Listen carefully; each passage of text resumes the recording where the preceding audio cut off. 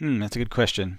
I'm not a big fan of the three argument slice operation. I think there should be a slice to length and slice to capacity operations as separate things.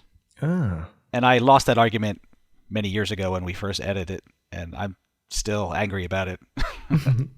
So you would have had two, so you could either specify the capacity or the length. Is that right? Right.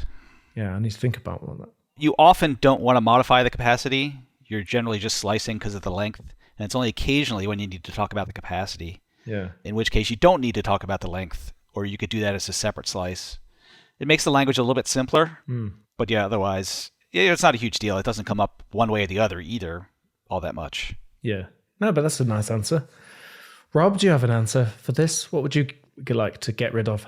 It's really tough. Nothing significant. It's easy to answer this once we land generics, right? There's a lot of stuff that we would write differently if we had generics. A lot of the built-in functions would be just a generic function. Yeah. So I think that's probably, maybe it's a cop-out, but that's my answer.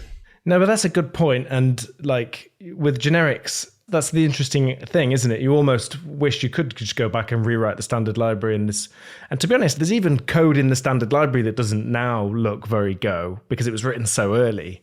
So that's sort of always the curse you bear, really, with the backwards compatibility promise. But everyone's grateful, I think, for that promise. Any others? Anyone else got anything that they'd remove from Go if they were allowed to? Samir, what would you do? I'll mention a few. Range variable loop capture. So this is just bites all of us when we write a closure inside a range loop. That may still be fixable. Depends.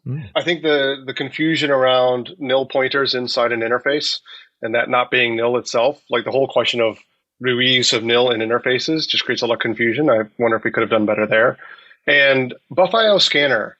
I don't like APIs where you run a loop and then you have to check whether the loop exited because of an error because you always forget to check. And I'm sensitive to this because back when I used to write C++ and I was on the maps team, I had a loop. I had a similar API where I forgot to check for an error, and I dropped 500,000 places from the map index. Oh, wow. Because I forgot to check that error. So when we introduced BuffIO scanner, I'm like, no, that will create really terrible bugs. But again, lost that argument. Did that just wipe out like loads of restaurants? No one noticed. So I think if you drop 500,000 random places from, the location index, you're unlikely to hit stuff that's very important. Oh, wow. There you go. But I stayed up late and fixed it. Yeah, just type them all back in from the phone book. It's very nice of you. You got to, though, haven't you? Regenerate the index. Yes. Okay, fine. Yeah, sure. Yeah, they're good ones. I would actually probably like to get rid of the new keyword and just have the curly brace way of making